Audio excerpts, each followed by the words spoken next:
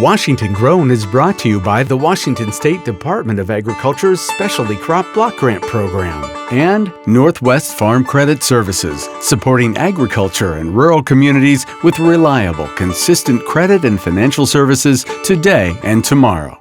Hi everyone, I'm Christy Goranson and welcome to Washington Grown. Washington and apples go hand in hand thanks to the innovative farmers and researchers we have here. In this episode, we're going to learn new technology that's being used in apple growing, apple packing, and we'll even uncover some lost apple varieties.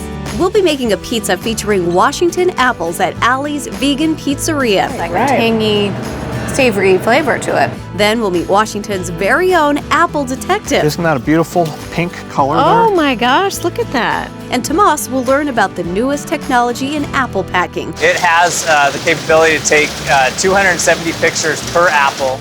270 pictures per apple? 270 pictures per apple.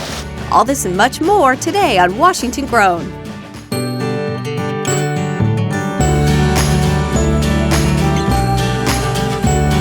We grow them big in Washington.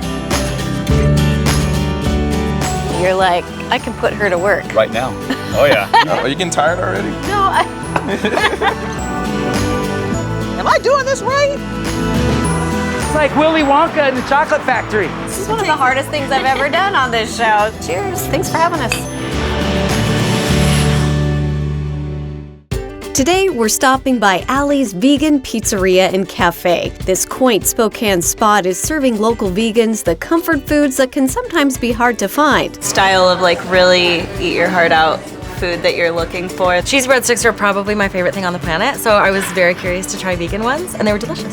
Things that you normally can't easily make vegan. I like seeing how they're doing it and how far we're coming along. It's very exciting. We make pizzas, brunch, burgers, sandwiches, kind of basically comfort foods that are vegan, that are compelling and approachable. What does it mean to be vegan? In the case of a vegan diet, that means the food has no meat, no eggs, no cheese, no butter, and no honey. Owner Tanya Gilmore left her corporate job in 2014 to pursue a dream of making a vegan lifestyle accessible and appealing to everyone. And I wanted a place that vegans could bring their non-vegan friends and just have a good meal. It wasn't going to be a big deal or something difficult. My fabulous friend came to visit from Seattle, and she is vegan, so we're always looking for fun places to go. I am not, but I love eating and adventuring with her because it's a great way to try new things. To actually have all of these options, it's pretty cool. Those yummy options are made possible by fresh and locally grown ingredients. We use the best ingredients that we can. My farmer, actually, she's going to be here tomorrow with a big load of veggies for me. She's 5 minutes away. Later in the show, Tanya and I will be making a vegan pizza topped with Washington apples. Tangy, savory flavor to it. Yeah, it's so delicious.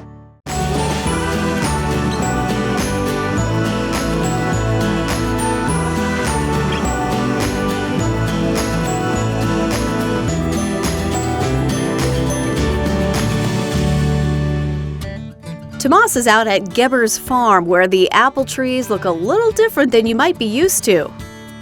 Hey everyone, I'm standing here smack dab in the middle of an apple orchard near Brewster, Washington with Cass Gebbers, and you are the founder, owner of Gebber's Farms, is that correct? Yeah, my great-grandfather, the first generation, he founded it.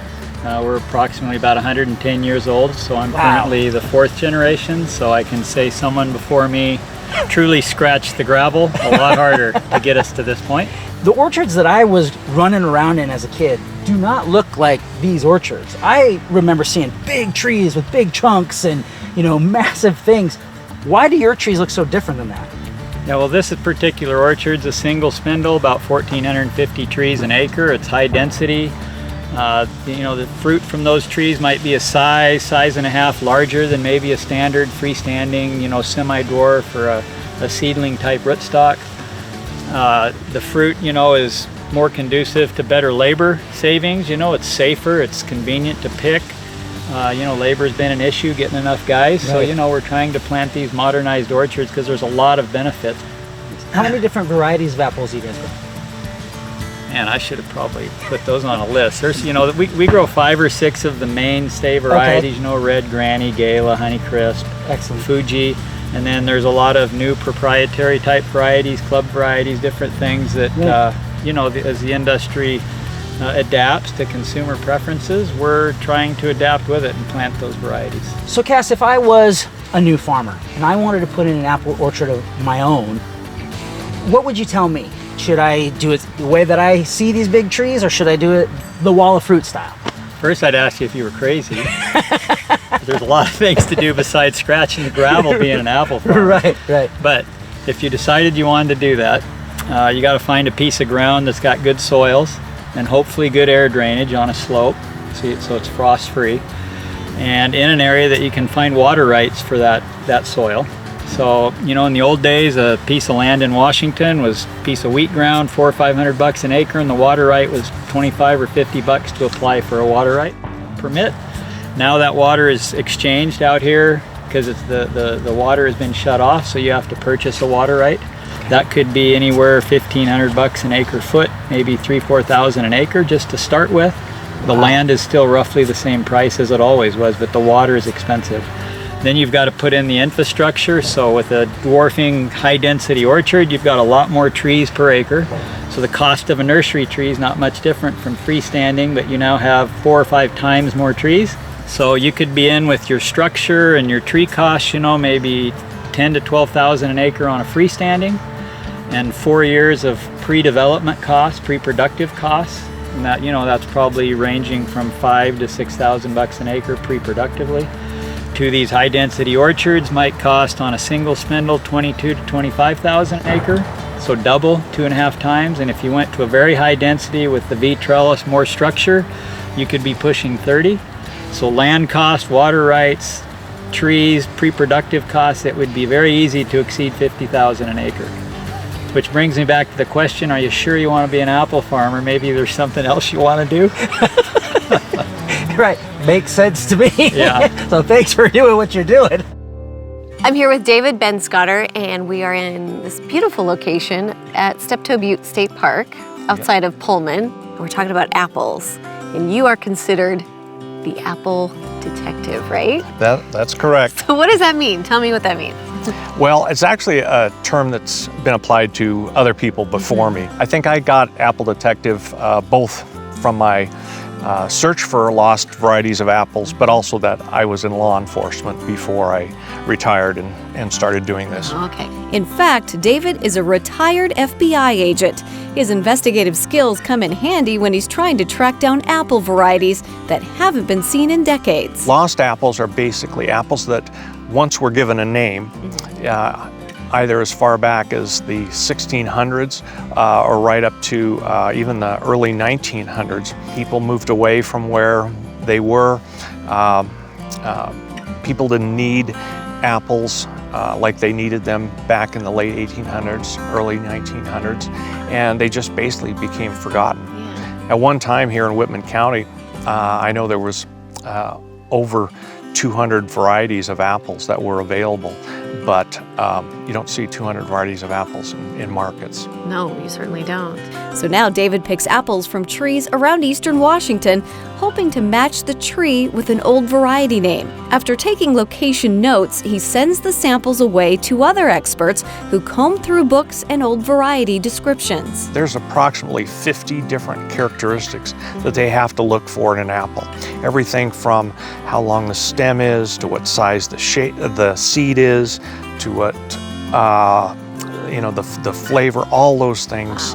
He's found a few lost apples in recent years and has another batch that have been sent in recently for analysis. Isn't that a beautiful pink color Oh there? my gosh, look at that.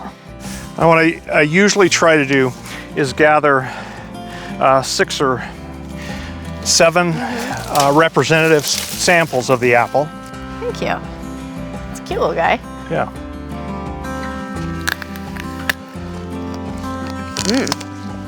That was good. Now that they have been found, is the goal then to bring them back, or is it just purely like historical documentation? Absolutely, to bring them back. Yeah, at least that they never disappear again. Well, David, thank you so much for taking me out here and showing me some of these lost apples, and I love the fact that you do this. It's thank really you. cool. Thank and you. helping us find those lost varieties so we can keep them around. That's right, absolutely. So I have a question for you. What family, plant family, does the apple belong to? And we'll get to that right after the break. Coming up, we'll be making a Washington apple vegan pizza. After we taste it, we thought this has got to go on the menu. Yes, it's really good. And we'll be in the Second Harvest kitchen trying out a viewer's apple recipe that she makes with apples from her own farm. We're here from the break, and the apple belongs to the Rose family. We are visiting Allie's Vegan Pizzeria and Cafe, a place where vegans and their non-vegan friends can all enjoy decadent comfort foods. Things that you normally can't easily make vegan. I like seeing how they're doing it and how far we're coming along. It's very exciting. Got the most decadent pizza with macaroni and cheese on it. So it's going to be a whole heck of a lot of flavors. Our pizza that we're most well known for and we get the most order for is called the Hot Mess Pizza. Okay. It has ranch, our macaroni and cheese, fried chicken, red onions, hot sauce, more cheese. Oh my gosh. It's delicious. Yeah. Definitely vegan comfort food. Yeah. Ranch, mac and cheese, and chicken? Owner Tanya Gilmore is able to create these classics gone vegan by incorporating locally grown produce. We're making everything. We know what's going into everything. We use the best ingredients that we can. I think it makes a big difference for the environment as well. You're not shipping over long distances. My farmer actually, she's going to be here tomorrow with a big load of veggies for me. She's 5 minutes away. So what are we going to make today? We're going to make pizza, and we're going to make vegan pizza. We're going to put Washington grown apples on it. So tell me what we're going to do. We have some great Washington apples. These are Granny Smith's? These are Washington grown Granny Smith apples. We're going to make a savory apple pizza. Yum. Okay, Yeah. This is obviously all vegan. Everything is 100% vegan. It's going to be good. So All what right. should we do first? Well, I'll tell you what, shall we start with the apples? Sure. We chop our apples and top them with fresh rosemary and lemon juice. Then Tanya chops some onions, and we chat about her inspiration to create a vegan pizza menu. The food can be very compelling and tasty. Oh, yeah. And I thought it's not just all, pea sprouts and tofu. I mean, there's actually things that can taste really good, Yeah. taste like comfort food. Yeah. Everybody likes pizza. Everyone We likes had the pizza. cheeses. It's the top selling food in the United States. So now is this particular pizza on your menu or will it be eventually? We developed this in order to incorporate the apples, and after we tasted, we thought this has got to go on the menu. Yeah, it's really good. Yep. Next, we caramelize our onions. Then Tanya adds in our apples and sprinkles of salt and sugar. While our apples and onions saute on the stove, we start to prep our pizza dough. One thing that differentiates our dough, I think, from some pizza places is we use our natural starter, and we ferment this dough for upwards of 48 hours before we use it. And what that does, it gives it a nicer texture and amazing flavor. Awesome. So we're going to flour it up pretty well. How many of these do you make a day usually? We go through 250 pounds of flour a week. Oh, wow. And that doesn't count our gluten-free flours for our gluten-free dough. Sure. And I'm not going to spin this out into dough. What we're going to be making today is a flatbread, so I'm going to be stretching it out by hand into a rectangle shape. Now, you can't have pizza without cheese, so how does Tanya do it? This is a vegan cheese, so it's dairy-free. And the base of our cheese is cashews. And in this case, it's a smoked cheese, so we actually smoke the cashews with mesquite and applewood first. Yeah. And then we make our cheese from it. Now it's time to add some toppings. So we're not going to put any kind of sauce on it because we're going to let the toppings kind of shine through. So we're just going to put a little bit of oil on top. After drizzling on some oil, we add our sauteed apples and onions. To top it off, I grate some of Tanya's smoked vegan cheese. Finally, it's time to send our flatbread to the oven. After about 10 minutes of baking, we have our very own Allie's Vegan Pizza. We top it off with candied walnuts, nutmeg, and parsley. And how gorgeous that is. And there it is. Okay. Okay. Do we get to try it? Now we can try it. Okay. Taste that apple coming through. Yeah. The apples are super tangy. It's not like I'm tasting, it's sweet apple. Right, It's like right. a tangy, savory flavor to it. Yeah. It's so delicious. What a nice take on pizza. Completely vegan. 100% vegan. Awesome. Good job. Thank you. Thank you. To get Allie's Vegan Pizzeria's recipe for apple flatbread, head over to wagrown.com. Hey, let's go. Have you ever heard of a pig in an orchard? No, it's not me munching on apples walking through the trees. It's actually the name of a crepe that my friends here at Chris Creperie in Seattle are cooking up.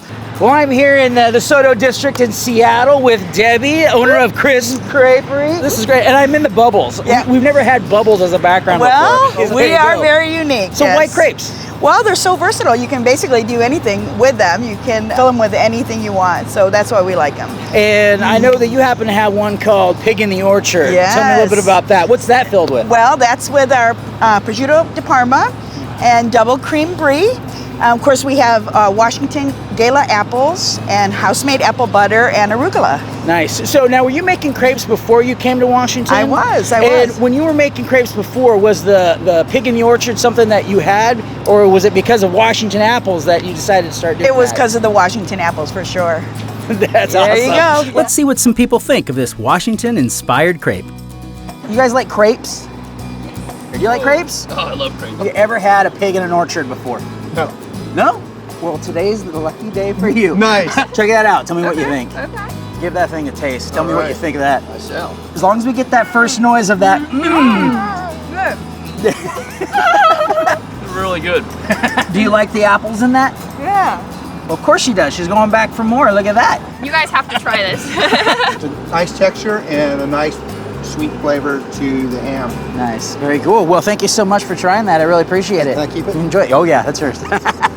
Coming up, Tomas is getting a behind-the-scenes look at the newest apple packing technology. And it maps out the apple, color and defects to decide which lane to drop it.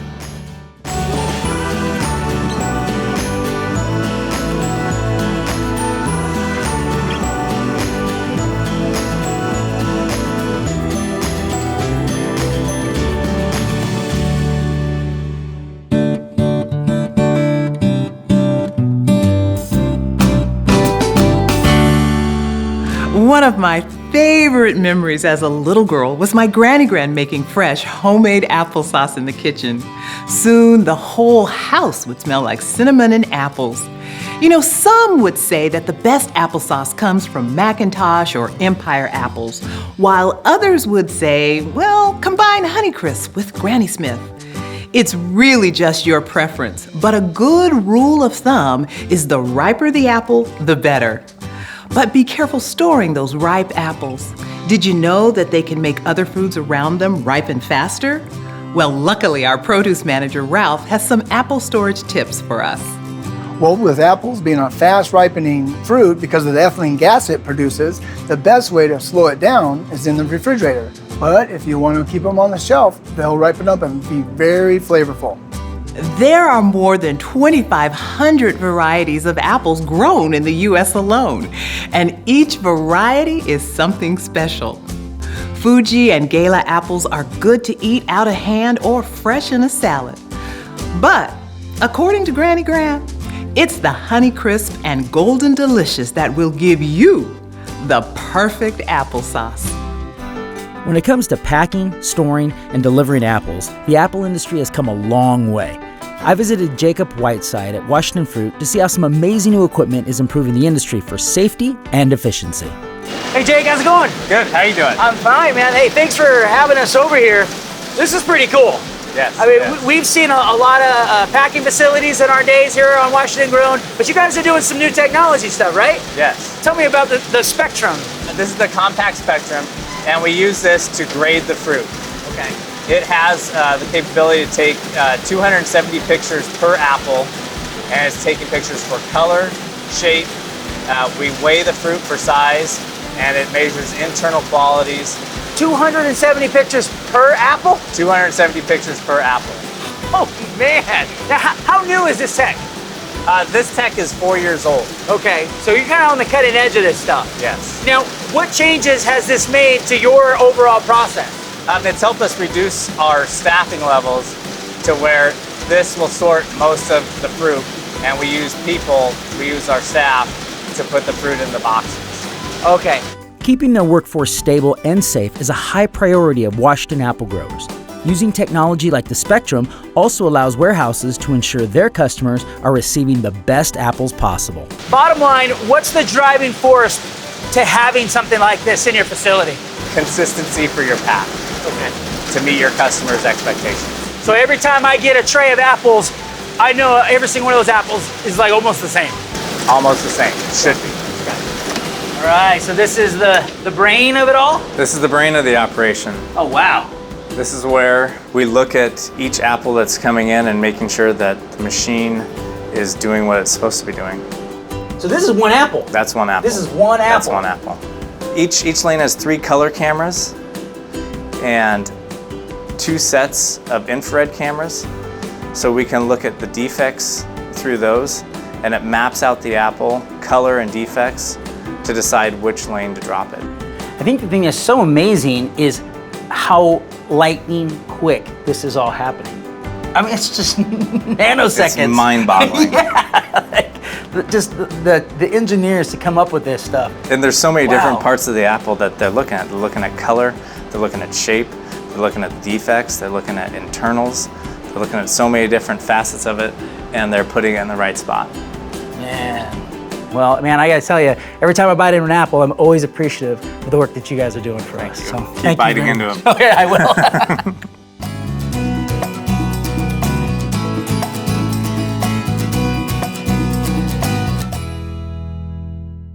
Hi everyone, Tomas and I are in the kitchen at Second Harvest, and we are joined by Laurent Zarate. He's the chef and owner of Fleur de Sel restaurant and creperie. It's delicious. Thanks for being here. Thank you, Christy. Good to And be here. what we're doing is we are featuring recipes from you, the viewers, and today we are featuring a recipe that has to do with apples. We of course know that Washington is the apple state, and we have all different kinds of varieties. Do you guys have a favorite apple that you like? You know, I like to munch on the honey crisp. Honey crisp is one of my favorites, yeah. I like to cook with Gala apples and Fuji. I like all those kinds, you know, even the Granny Smiths, depending on what you do, what kind of dish you do. Yeah. Sometimes you want them a little more sweet, a little more acid. But what a state for apples. I mean, this is... They're everywhere. I know, but 60% of the production of the United States, it's right here in our And you state. probably use apples in some of your crepe recipes, right? Yes, I we would do. guess. Yes, we do apple compote and some very, especially in the fall. You know, it's the season. You got to cook with the season. We get to eat all sorts of different dishes with apples. All the time. Yeah, it's one of I my just like to favorites. eat them raw. I really do. I mean, I of course love apple pie, and I love, you know, baked type dishes. But I think it's you a know good the snack. Apple pie is the almost national dish, The national go-to. dessert. Right. Okay. So speaking of apple pie, Yeah. right? Swedish apple pie is what we're going to be tasting today. And this is brought to us by viewer Susan, and she actually grows apples on her 3-acre farm in Pasco. And so for this Swedish apple pie, she likes to use ginger gold apples, which I'd never heard of. there you go. So, but it's a very simple dish, and we're gonna see how Susan's Swedish apple pie is made.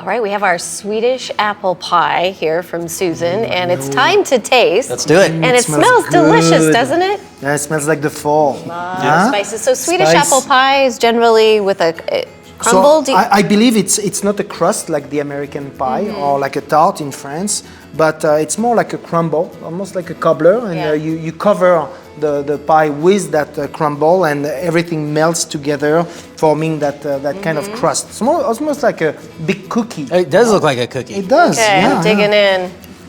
It looks amazing. Okay, Susan, let's see what you got. delicious. Yeah, it's good. They're soft, they're nice, they're melting. Those apples are melting. I like That apple crust is dishes nice and light. Yeah. when the apples are a little bit tart. You know, Mhm, not me too. overly sweet. Yeah, let the crust and the toppings take the sweet portion. Yeah. Have an ice cream with it. You know, that's the sweet part. That's really good. Oh, I love, and I like Nice. the I think it's walnuts in there or some kind of nuts. Yep, she just But I chopped like nuts. I like you know, to have different texture. The apples are melting, and then you have that crunchy with the nuts, and I think it really complements the texture of the dish. And so she makes it super easy by just leaving the skins on the apples. Yeah, well, that's the best nutrients also. And is some- the outside, you know, it's the skin, like Yeah. same as potatoes. And then she uses some whole wheat flour for part of the crumble. Healthy. So So it's a we're healthy. healthy. There's a bit of health. There's a bit of I health. like to this. it. Is there such a thing as a healthy apple pie? Well, if she's serving this at Thanksgiving, we're there. So consensus is, good job, Susan. Good job, Susan. Yeah. Well done. Well done. To get Susan's recipe for Swedish apple pie, visit wagrown.com. Nothing beats a Washington apple, and technology and innovation will make sure that the world sees our Washington grown apples for many years to come. That's it for this episode of Washington Grown. Thanks for watching.